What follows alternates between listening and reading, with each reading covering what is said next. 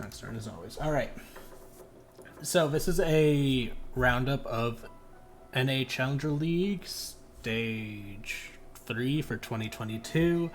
I'm going to start doing this because I have things to say about these matches, but I'm too lazy to make a blog post because that's writing and editing and all that stuff. Here, I'm just going to talk my thoughts and then post it as a video because I'm lazy like that. So let's get into it. First up, IF. They're looking pretty solid. Honestly, I think they played the map ban smart because Unemployment has such a weak map pool. But even then, a 7-1 is still an impressive feat. And honestly, I don't even remember the name. What is it? Investigation File. Investigation File is looking pretty solid in this last half of the stage, which is good to see because I really thought they wouldn't be able to recover after stage 2. So seeing the team kind of recover, Wimpy having a standout game, that's always really nice to see. And yeah, just good on them. I'm hoping to see more from them. Obviously, they had Playday 7 off, so we only have one match to go off of this week.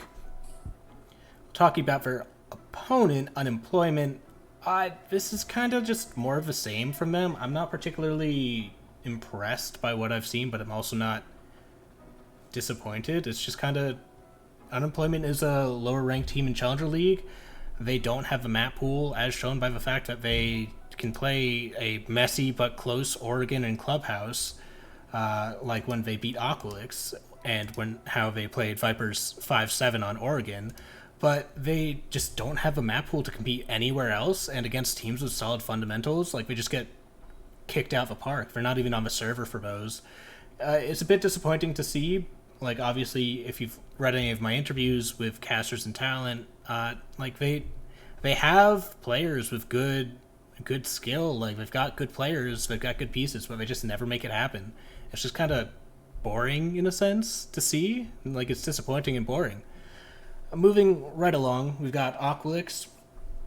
Aqualix, what are you doing, man? Like, you drop Tra, you pick up Penguin. You've made a few more roster changes than that, like, right? You've picked up Hat as well. Gasher, obviously, you don't have a choice about Gasher, so I suppose if you're going piece for piece, it's like probably Gasher and Penguin swapping it out, and then you're trading in Tra for Hat. But I think, like, even then, I don't know what's going on with the map bans. I think LG has shown a lot of formidability when it comes to not being counter-strat that much. So I don't know why you're trying to, like, take them to one of our few maps that they've shown. Like, they've shown really strong bank border, Oregon. Like, I really wouldn't take them to any of those 3 maps, and you took them to border and you fucked around, found out. And Silence still been playing lights out, so, like, that didn't change, of course. And yeah, you just got 7-3'd. If we look at your 7-5 victory against One Shot, Aqualix was kind of rough. Like, people were playing on all cylinders. Like, Penguin was going off, Afer was going off, Psychosis obviously was going off. Everyone was going off, but it was a little rough because One Shot had that 1v3 by Kilo, and they like started mounting a comeback off of that 1v3 and started actually showing signs of life, which, if you're Aqualix, who's been having a real rough stage, that's the last thing you want to see from One Shot, right? And they managed to close it out, but it was way closer than it had to be, and that just raises more questions about, like, the stability of this team being able to go into playoffs, which is really surprising because, 2 wins, 5 losses. This is the stage 2 winner. Like, they're in contention for playoffs, but they might not be able to make it if they stay this shaky, which is, would be a shame, but if you suck, you suck, Talking about One Shot, because we just talked about them, they're still real rough. They're still looking real rough. They've been having a frankly terrible stage by any standards at this point, but you can't do much about the games you've already lost. And looking at the games that they played this week, I'm fairly impressed by this Villa game. Obviously not so much of a Skyscraper match. Like, you played RTV an overtime match on Skyscraper, like, one of the first weeks, but now you're getting 7-3 on it. That's not a good sign. But, like I mentioned, off the back of a Kilo 1v3, off of Castle of all things, which good on him. Like, still solid player, showing his value in spades on those support roles. But you know, I think One Shot was doing some interesting tactical stuff. Like there's their trophy hold was particularly interesting because they had this very forward defense, looking to contest Master Side. But as soon as it was clear that Aqualix wasn't going for a Master Side take, all of a sudden that Master setup turned into a really good bunker for One Shot to base their entire defense off of to like actually contest site from the Red Stairs 90 hallway side of the map, which is really interesting to see. I really like the tactic, and it was once One Shot started pulling out those interesting strats, taking those, doing things with a little bit of personality. That's when they actually started having success. And I think if they had started that a little bit earlier on in this match, they probably could have closed it out, or at least pushed it to overtime. And I think One Shot's on the up and up, but to be determined, because still can't say. Like, it's at the end of the day, it's still a loss on a string of losses, and that's just never good. That's never a good thing for team morale, especially if you have a comeback and then it gets cut short. It's going to be a little rough. Looking at Aerial Rise, I suppose. I'm just kind of jumping around. Aerial Rise is mid. I mean, at this point in the stage, at this point in the year, I think it's fair to say just Aerial Rise is kind of mid. Like, losing Mo definitely hurt them, but you can't blame everything on that. They beat the teams that they're supposed to beat. They lose to the teams that they're supposed to lose to. There's not a lot of variability that's gonna like push them over the edge to win a match unless it's like Clubhouse, and then you just have Freak go off. But you know, the obviously counter to that is just don't take Aerial Rise to Clubhouse, and all of a sudden Freak's win condition goes off. So you can't activate it, and all of a sudden that's not a win condition anymore, in which case Aerial Rise is kind of a mid team. Like, they're fine, they're just middle of the pack. There's really nothing to say about them, I think. If we talk about Vipers, I'm a little concerned with the map bans. Like, obviously they had the 7-2 against Favelas, but also Favelas is a team that, from everything I've heard, isn't scrimming, and they kind of seem to have taken the stage as chalked. Like, they're not even really playing to win anymore. So a 7-2 is nice, but you're also playing against effectively a dead team, so almost discount the entire match. Against Unemployment, Vipers took Unemployment to Oregon, and I don't know what has to happen in the map ban phase for you to screw up so badly that you take Unemployment to one of the two maps that they're really, really solid on. But Vipers did that and barely won out in regulation as a result. It was nice to see creators pop off a little bit. I think Vipers is still very much having questions regarding gunfire because they just lost Dexter, and he's clearly a big piece because you see what he's doing in the NAL, but like, you turn around and you look at what's left with Vipers, I feel like things between Filthy and Poison aren't clicking quite yet, and I also feel like the firepower question still hasn't been answered.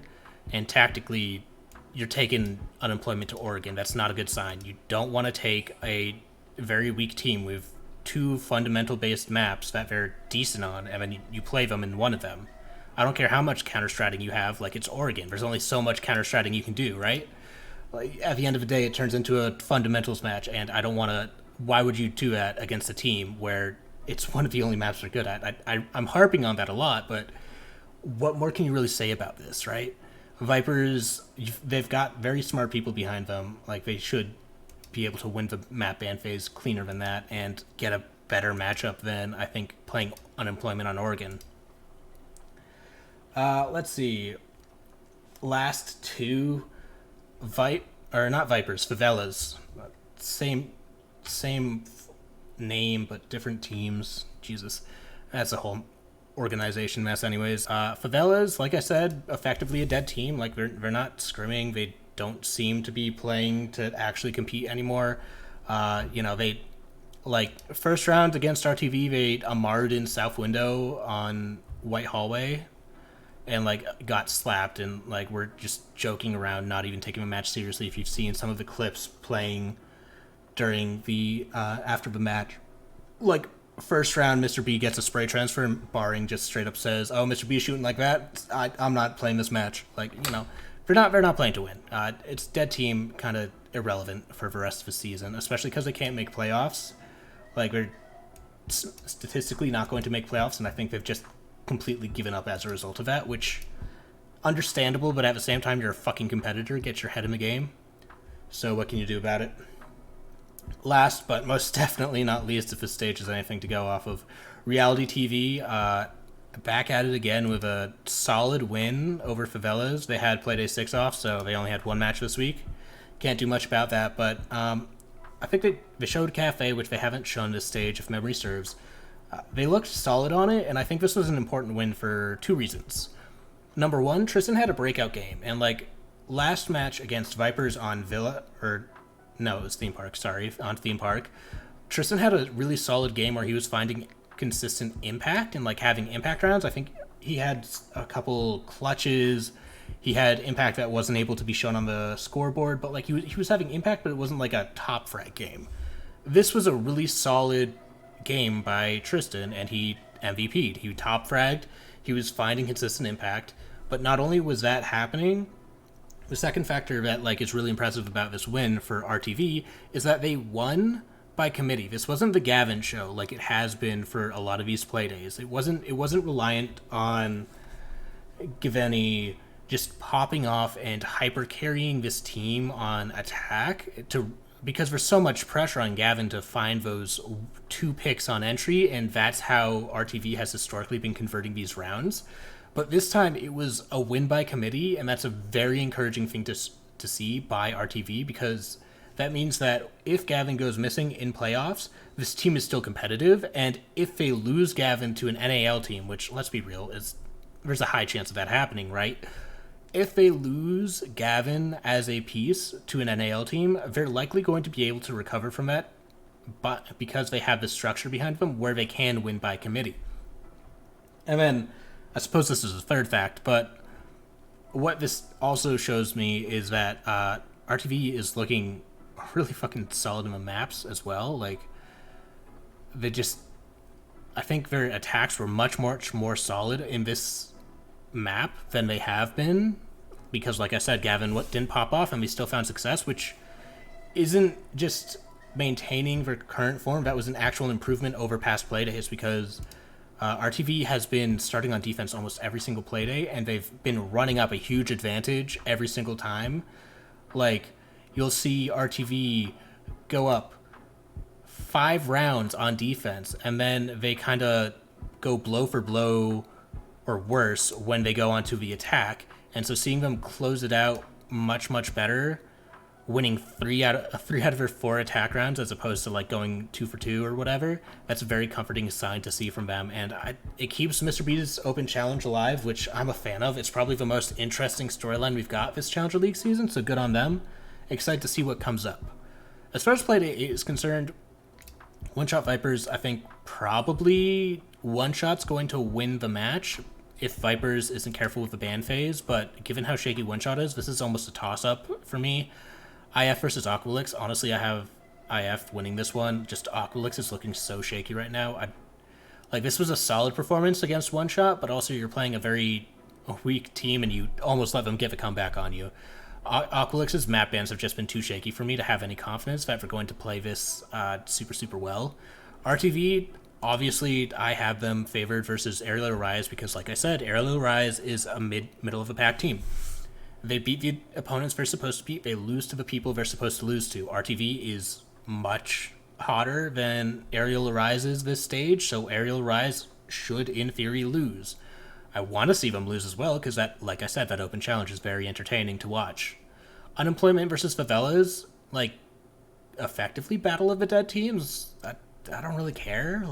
Does anyone care about this matchup? One team isn't scrimming, the other one can't play 90% of a map pool. It's just not a particularly interesting match. Going on to Playday 9, the last Playday, One Shot versus IF. I think IF takes it, but One Shot could put up a fight depending on how this last Playday versus Vipers goes.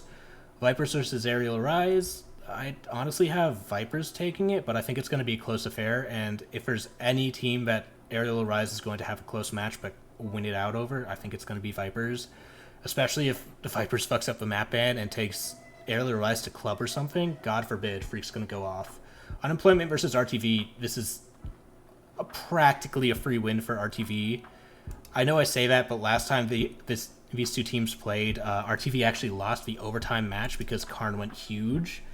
But I just don't see a world where that happens again. Like with Gavin activated, Tristan starting to play way up to his potential instead of looking shaky. Packers Mr. Consistent, Mr. B's stepping up in the fragging department. You've got Giddy just being that rock.